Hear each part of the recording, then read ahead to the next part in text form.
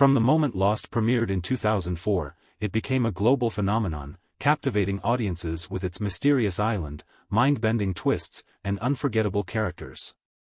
But how much do you really know about the show?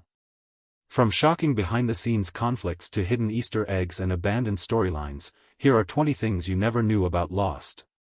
It all started with a vacation. In the summer of 2003, ABC chairman Lloyd Braun was enjoying a trip to Hawaii when a simple movie night changed television history. While watching Cast Away, he had a thought: what if a TV series explored the struggles of plane crash survivors on a deserted island? But instead of focusing on just survival, it could weave in mystery, drama, and the psychological complexities of being lost in an unknown world. Excited by the concept, Braun quickly put the wheels in motion. He brought in screenwriter Jeffrey Lieber to develop the idea, but the initial script, titled Nowhere, was a dark, emotional drama that lacked the intrigue Braun had envisioned. It was gripping but didn't have the edge needed to stand out in an era crowded with survival and reality-based shows. Determined to salvage the project, Braun turned to J.J. Abrams, known for his work on Alias. Abrams agreed to take on the challenge, but only if he could inject his signature style, turning the island into something far more mysterious and unpredictable. That decision would lay the foundation for what would become Lost, a show that would redefine television storytelling forever.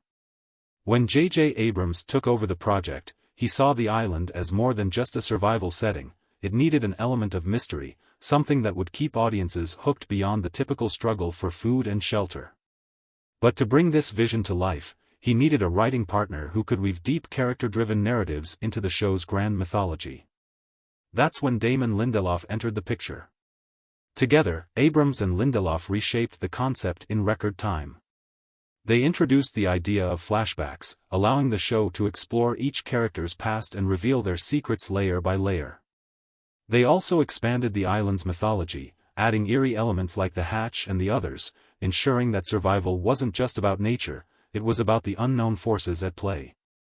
In just 5 days, they drafted a 22-page outline that redefined what Lost could be. ABC executives were so impressed that they immediately greenlit the pilot. This new version wasn't just a survival drama, it was a mind-bending, character-driven mystery that would go on to change television forever. Before Lost became the mind-bending mystery we know today, its original concept was far more grounded.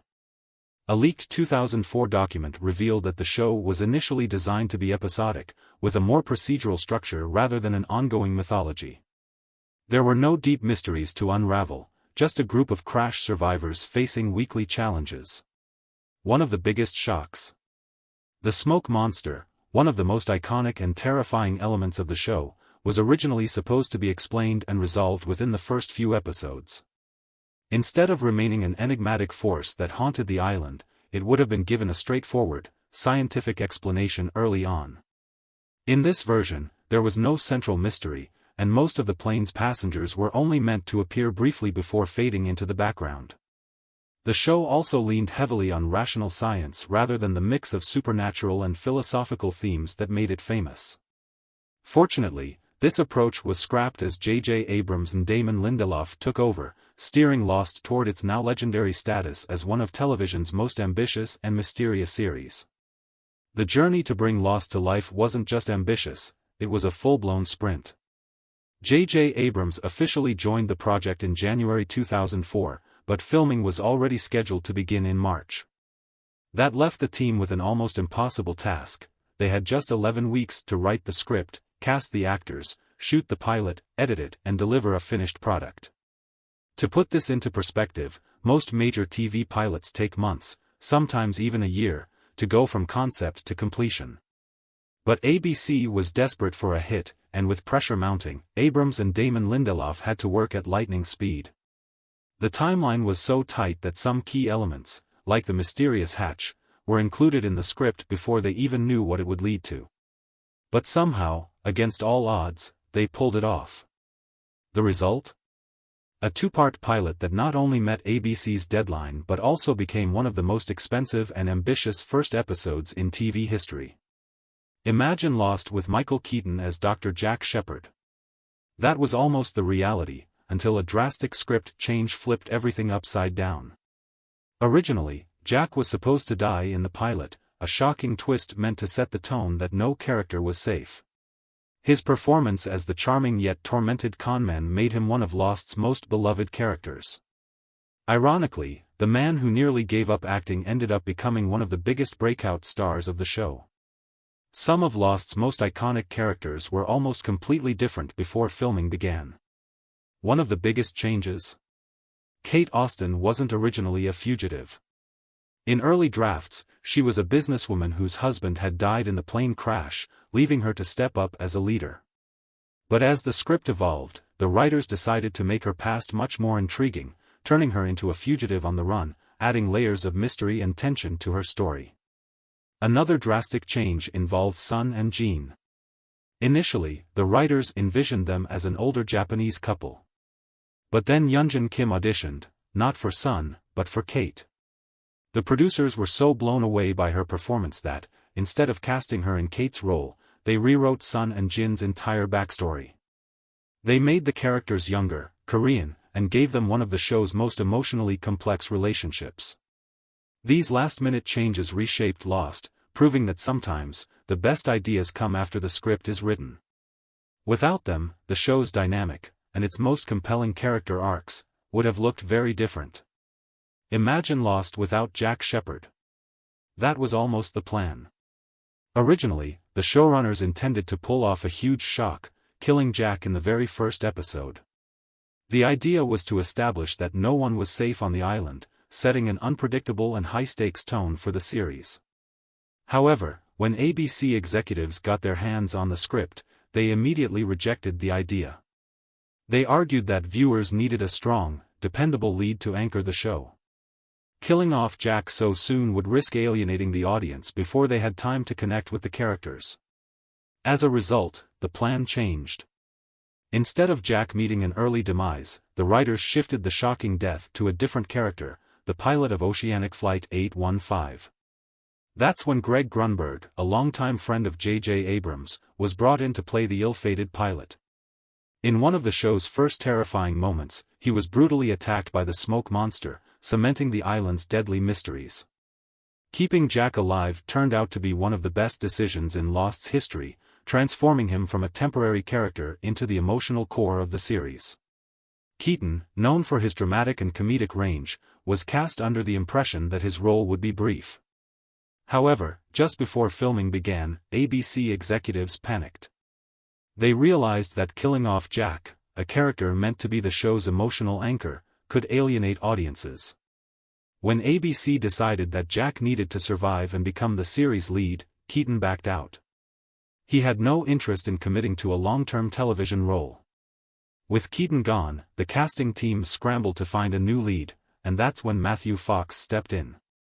Fox, best known at the time for Party of Five, wasn't the first choice, but he quickly proved to be the perfect fit. His portrayal of Jack gave Lost its moral compass, turning a character who was originally meant to be expendable into one of the show's most essential figures. Before Lost, Evangeline Lilly wasn't a Hollywood star, she was barely on the industry's radar. Her acting experience consisted of background roles and a handful of commercials. Yet, out of over 60 actresses who auditioned for Kate Austen, she was the one who landed the role. The producers were looking for someone who could balance toughness with vulnerability, an independent survivor with a mysterious past. But finding the right Kate proved to be a challenge. Dozens of established actresses read for the part, but no one quite captured the essence of the character. Then came Lilly's audition. Despite her lack of major credits, she had a natural screen presence that made her unforgettable. However, there was a catch: Lilly, a Canadian citizen, didn't have a U.S. work visa. As a result, she almost missed filming because of delays in getting approval. With production racing against the clock, the team had to consider backup options. But just in time, the paperwork came through, and Lilly flew to Hawaii to begin filming. The risk paid off. Her performance as Kate made her one of the breakout stars of Lost, proving that sometimes, taking a chance on an unknown actor can lead to something extraordinary. Before Lost, Josh Holloway was struggling to make it in Hollywood. He had spent years bouncing between auditions, landing small roles that never led to anything big. Frustrated and running out of options, he was on the verge of quitting acting altogether to pursue a real estate career. But just as he was about to walk away, fate intervened. At the same time, Forrest Whitaker had been cast as Sawyer but ultimately dropped out to direct First Daughter. That left the role open, and when Holloway auditioned, he accidentally did something that sealed his fate. He forgot his lines and, out of frustration, kicked a chair in anger. Instead of seeing it as a mistake, the casting directors were blown away. That raw intensity was exactly what they wanted for Sawyer: tough, unpredictable, and effortlessly cool. Holloway got the role, and it changed everything. His performance as the charming yet tormented conman made him one of Lost's most beloved characters. Ironically, the man who nearly gave up acting ended up becoming one of the biggest breakout stars of the show. Some of Lost's most iconic characters were almost completely different before filming began. One of the biggest changes? Kate Austen wasn't originally a fugitive. In early drafts, she was a businesswoman whose husband had died in the plane crash, leaving her to step up as a leader. But as the script evolved, the writers decided to make her past much more intriguing, turning her into a fugitive on the run, adding layers of mystery and tension to her story. Another drastic change involved Sun and Jean. Initially, the writers envisioned them as an older Japanese couple. But then Yoonjin Kim auditioned, not for Sun, but for Kate. The producers were so blown away by her performance that, instead of casting her in Kate's role, they rewrote Sun and Jin's entire backstory. They made the characters younger, Korean, and gave them one of the show's most emotionally complex relationships. These last-minute changes reshaped Lost, proving that sometimes, the best ideas come after the script is written. Without them, the show's dynamic, and its most compelling character arcs, would have looked very different. Imagine Lost without Jack Shephard. That was almost the plan. Originally, the showrunners intended to pull off a huge shock, killing Jack in the very first episode. The idea was to establish that no one was safe on the island, setting an unpredictable and high-stakes tone for the series. However, when ABC executives got their hands on the script, they immediately rejected the idea. They argued that viewers needed a strong, dependable lead to anchor the show. Killing off Jack so soon would risk alienating the audience before they had time to connect with the characters. As a result, the plan changed. Instead of Jack meeting an early demise, the writers shifted the shocking death to a different character, the pilot of Oceanic Flight 815. That's when Greg Grunberg, a longtime friend of J.J. Abrams, was brought in to play the ill-fated pilot. In one of the show's first terrifying moments, he was brutally attacked by the smoke monster, cementing the island's deadly mysteries. Keeping Jack alive turned out to be one of the best decisions in Lost's history, transforming him from a temporary character into the emotional core of the series. When ABC greenlit Lost, they didn't just approve a new TV show, they signed off on one of the most expensive pilots in television history. The network was taking a massive gamble, and it showed in the budget. A typical TV pilot at the time cost around $4 million, but Lost shattered that standard, with estimates ranging between $10 to $14 million. A huge portion of this budget went into transporting and modifying a real Boeing 747 fuselage to create the wreckage of Oceanic Flight 815. Instead of using CGI or small-scale sets, the production team shipped an actual decommissioned plane to Hawaii, had it dismantled, and rebuilt it on location to make the crash site feel as authentic as possible. Beyond that, filming in Hawaii meant logistical challenges, shipping equipment, accommodating a large cast and crew, and dealing with unpredictable weather. But despite the enormous costs and risks, the investment paid off. The Lost pilot captivated audiences with its cinematic scale, instantly setting it apart from anything else on television. At the time, ABC executives even considered airing it as a TV movie if the series didn't get picked up. But once they saw the final product, there was no turning back. Lost was destined to become a phenomenon. Filming Lost was an intense experience, long hours, remote locations, and a massive ensemble cast who barely knew each other. So how did they break the ice? Matthew Fox had an idea: skinny dipping. Early in production, Fox suggested that the best way for the cast to bond was to ditch their clothes and jump into the ocean together. Surprisingly, almost everyone went along with it. In a way, it was the perfect metaphor for the show itself, being stripped of the outside world and thrown into an unpredictable adventure together. The experience helped build the real-life chemistry that made the on-screen relationships so believable. The actors weren't just playing survivors, they had already started living the experience. By the time cameras started rolling, the cast had formed an undeniable connection, making Lost feel as real as it looked. The eerie, minimalist Lost title card, just the word "Lost" floating in darkness, became instantly recognizable. But did you know it was personally designed by J.J. Abrams as a tribute to one of his all-time favorite shows, The Twilight Zone? Abrams wanted the title sequence to feel unsettling, almost hypnotic, setting the tone for the mysterious journey ahead. Instead of flashy graphics or dramatic music, he opted for simplicity, just a slow-moving title against a black background, paired with an ominous, droning sound. It was a subtle but effective way to make the audience feel like they were being pulled into the unknown. Much like The Twilight Zone, Lost was meant to challenge perceptions, blur the lines between reality and fantasy, and keep viewers questioning what was really going on. The title card became a perfect visual metaphor for the series itself, haunting, mysterious, and impossible to ignore. Every episode of Lost began with the now iconic phrase, "Previously on Lost." But what most fans don't know is that the voice behind it belonged to Lloyd Braun, the very man who originally pitched the show, only to be fired from ABC before it even aired. Braun, then chairman of ABC, was the one who envisioned a plane crash survival drama and pushed for its development. But before Lost could make it to screens, he was let go from the network due to corporate shakeups. Despite his departure, J.J. Abrams wanted to honor Braun's role in bringing the show to life. In a secretive move, Abrams had Braun record the "Previously on Lost" voiceover, ensuring his presence would be felt in every single episode. At first, this detail was kept strictly confidential, but as with most secrets, it eventually leaked. Fans were stunned to learn that the man who gave Lost its start had literally left his voice behind, forever tied to one of TV's greatest mysteries. The numbers 4, 8, 15, 16, 23, and 42 became one of Lost's most haunting and unforgettable mysteries.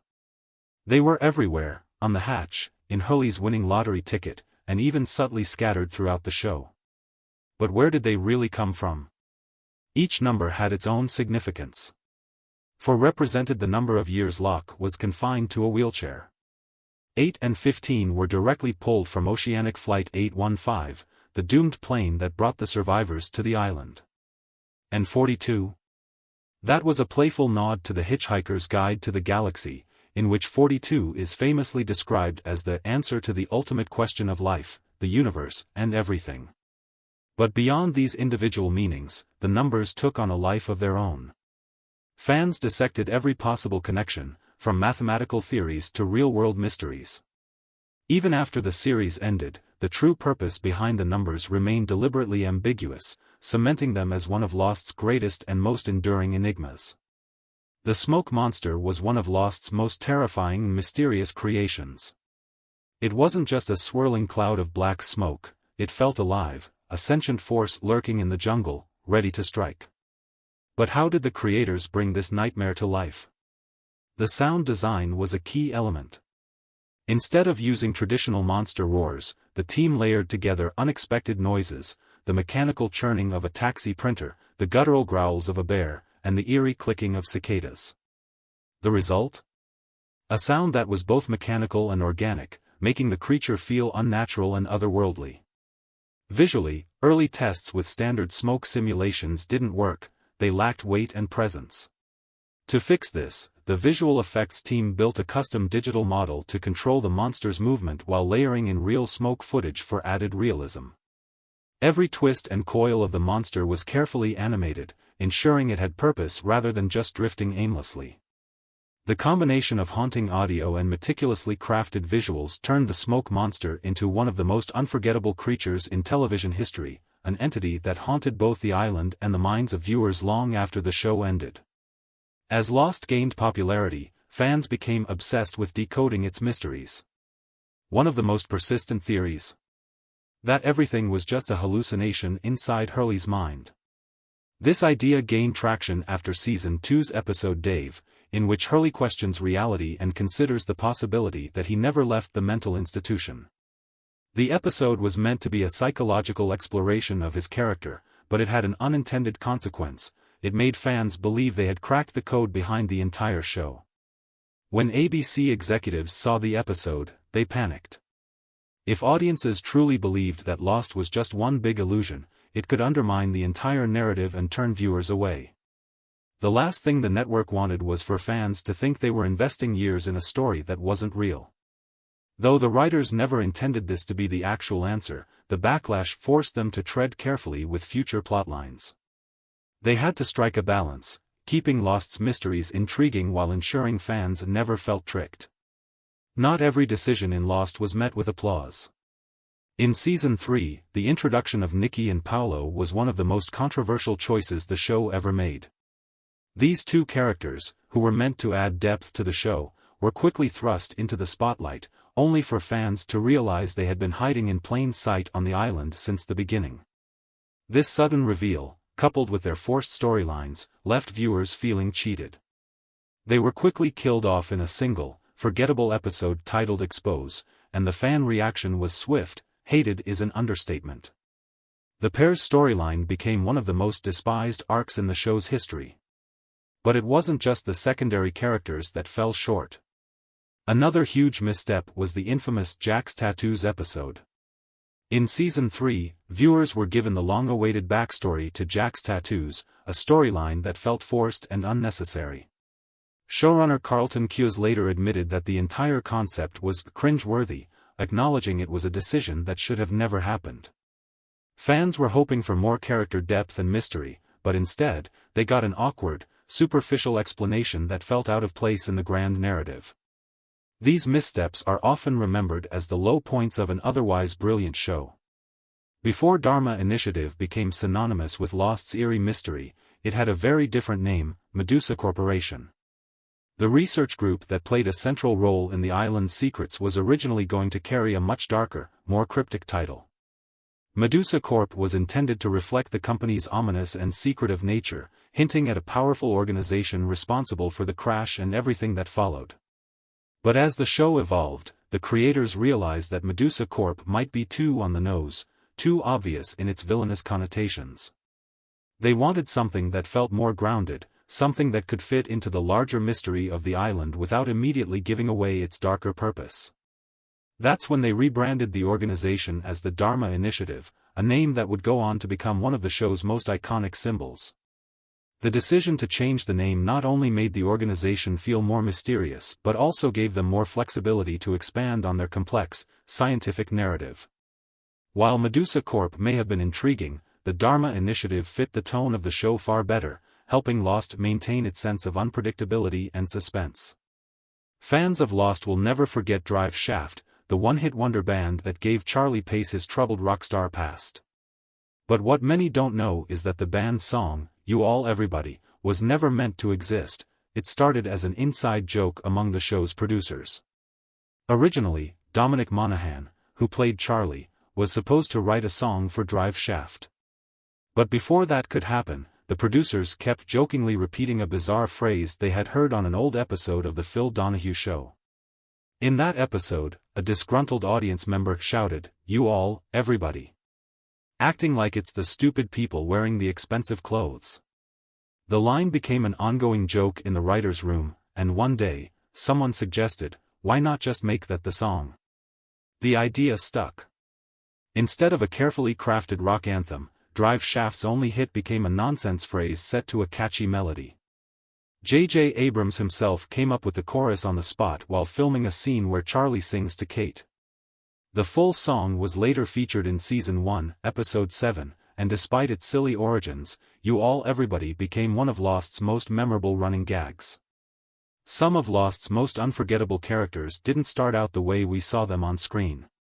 Take Mr. Eko, for example. Originally, the character was written as a peaceful, pacifist priest with a deeply spiritual backstory. But that changed the moment producers saw Adewale Akinnuye Agbaje's gripping performance in Oz. His intensity, presence, and raw emotional depth convinced them to completely rewrite Eco's past, transforming him into a former drug lord turned reluctant priest. The shift made his character even more complex and added one of the show's most powerful redemption arcs. Another unexpected casting detail?